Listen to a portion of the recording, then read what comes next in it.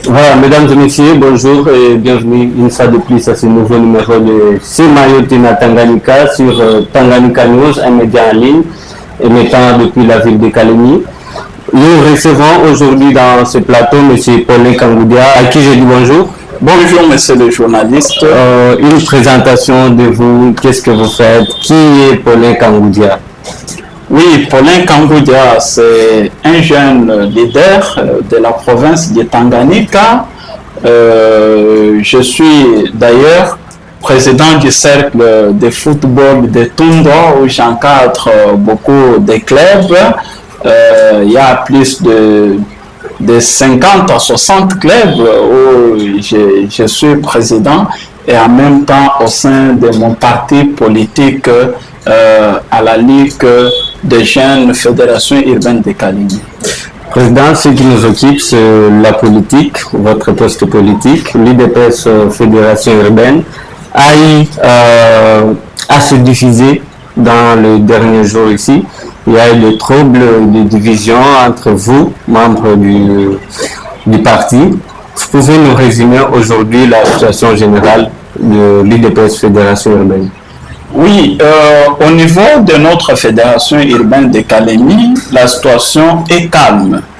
Il y a un président fédéral AI qui est bel et bien notifié que M. Hassani Rossi, dont tout le monde nous connaissons très bien. D'ailleurs, il était dans une mission officielle du parti et il est revenu dans sa fédération, c'est-à-dire l'UDPS est dans le bon avec ses membres derrière leur président fédéral Aïe M. Rossi. Président, toujours dans l'UDPS, il y a Bonheur Makelele qui a été peut-être vomi par l'UDPS Fédération urbaine. Nous savons tout ce qu'il y a eu. Est-ce qu'aujourd'hui il a mandat de se prononcer au nom du parti? Oui, M. Bonheur Makelele peut se prononcer parce qu'il est secrétaire en charge de l'organisation et implantation au sein du parti UDPS, mais engager le parti comme étant président, il n'a pas cette qualité-là d'engager au rang d'un président, parce que comment un secrétaire peut prendre le dessus là où il y a des vice-présidents, je ne pense pas. C'est-à-dire le parti est bien géré par M. Rossi. Quel est l'état de collaboration aujourd'hui entre Bonheur Makelele, le secrétaire du parti comme vous le dites, et Rossi, le président fédéral? Oui, parler de leur collaboration ou de leur relation, je ne pense pas qu'il y a un bon courant, parce que de l'autre côté, c'est elle qui est autoproclamée, de l'autre côté, c'est le parti qui a mandaté. Et quand on te mandate, d'un coup là, tu vois quelqu'un qui s'autoproclame, vous voyez, c'est ça ce qui fait très mal. Mais aux combattants qui sont bel et bien informés sont derrière le président qui est notifié par la hiérarchie du parti. Président, parlons maintenant des élections de gouverneur de province. Christian Kitumba Muteba, un adversaire et opposant farouche du gouvernement Jules Ngongo Mayuma, est aujourd'hui élu gouverneur de province. Vous, en tant que cadre du parti, comment avez-vous reçu cette nouvelle de sa nomination et qu'est-ce que vous ressentez à l'heure actuelle? Oui, on le sait très bien que le gouverneur Christian Kitungwa a été élu gouverneur de la province, malgré qu'il fut un opposant du pouvoir de l'UDPS, mais ce n'est pas à nous l'UDPS de nous opposer contre sa personnalité. On a jailli un mot d'ordre de notre président fédéral de soutenir le nouveau gouverneur Christian Kitungwa, et nous, UDPS, nous sommes derrière le nouveau gouverneur. Nous allons l'accompagner parce que c'est l'UDPS qui dirige. Aujourd'hui, l'UDPS peut prendre une décision de faire ça parce que le président de la République est le produit de l'UDPS. et nous, en étant les fils idéologiques du sphinx délimité docteur Etienne Tshisekedi Wamulumba, nous ne pouvons pas faire ce que nos frères de ACO ont eu à faire quand UDPS dirigeait, mais c'est à nous, UDPS, de protéger nos enfants. La gestion, malgré qu'elle soit de ACO aujourd'hui dans la province, elle sera certainement mesurée sur base de l'UDPS, parce que c'est l'UDPS qui est au pouvoir au niveau national. Quel serait votre apport au niveau provincial pour accompagner le nouveau gouverneur?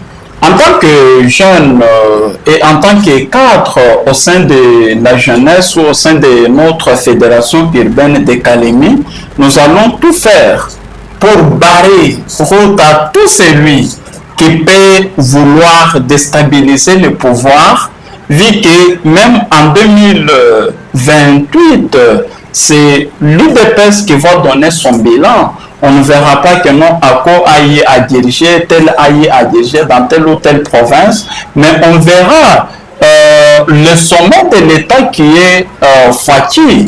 Et tout ça, nous, en tant que cadre du parti UDPS, nous allons former un seul corps pour accompagner le nouveau gouverneur. Mais si on voyait que ce n'est pas l'idée de développer la province, nous allons encore suivre le mot d'ordre que les responsables du parti vont nous donner et on va recadrer les choses. Mais ou sinon, nous allons accompagner avec toute force, avec toute notre âme pour que le développement entendu par les Tanganiquais puisse être une réalité. C'est quoi aujourd'hui la relation entre l'UDPS et le nouveau gouverneur, lui qui s'est créé la popularité ici dans la ville de Kalemi en critiquant la gestion du gouvernement sortant qui a été dirigé par Jilungo Momalma?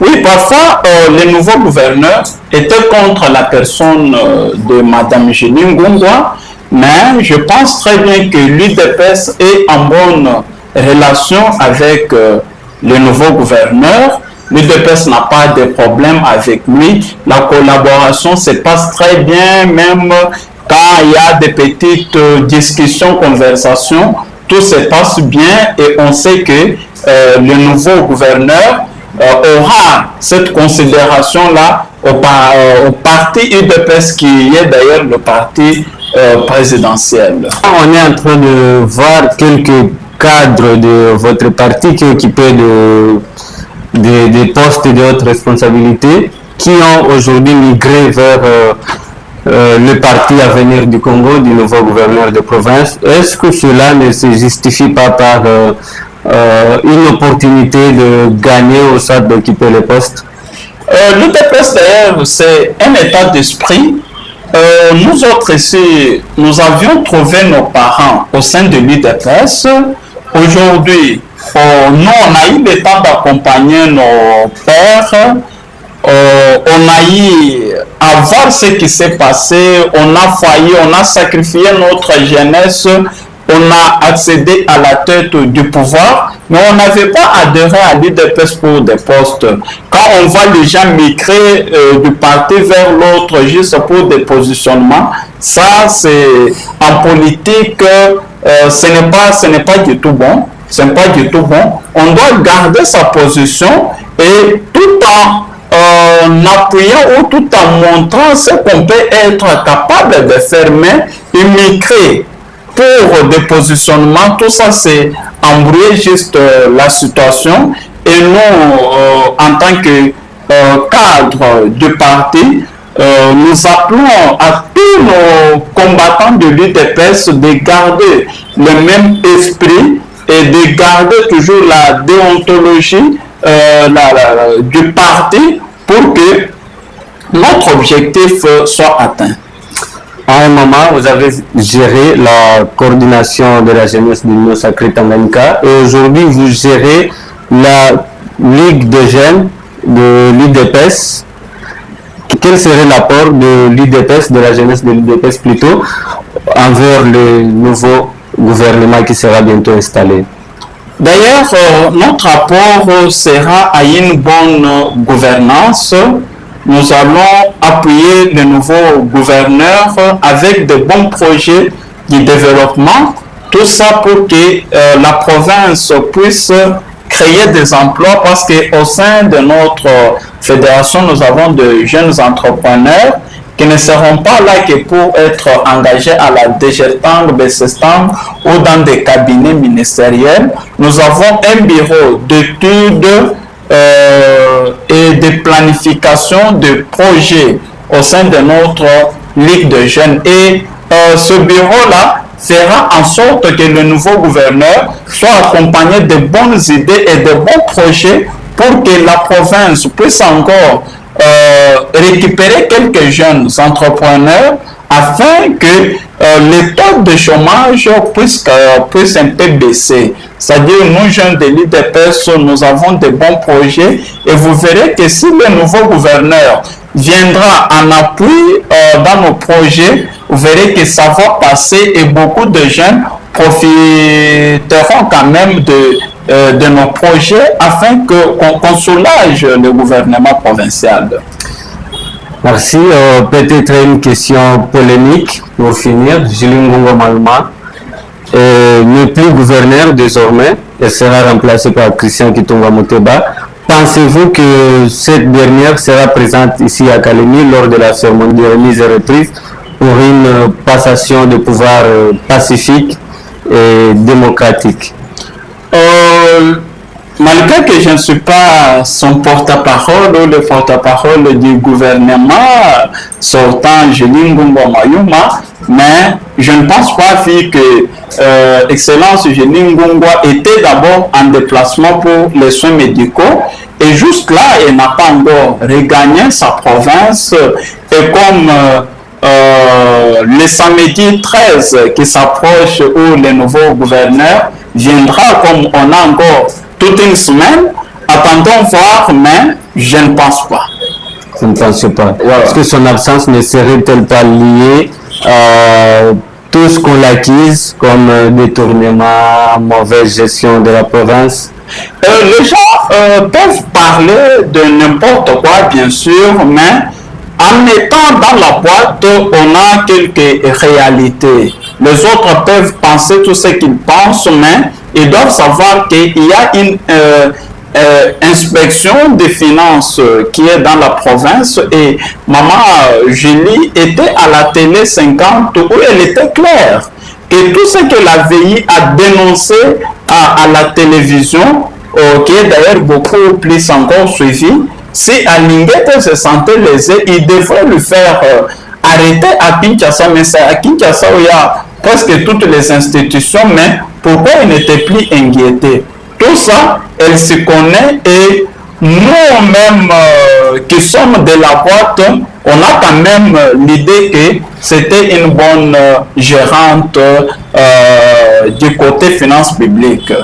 Président, un dernier mot par rapport à l'arrivée de Christian Kitunga Muteba qui s'annonce déjà le 13 ici dans sa province, et la ville de Kalemi en particulier.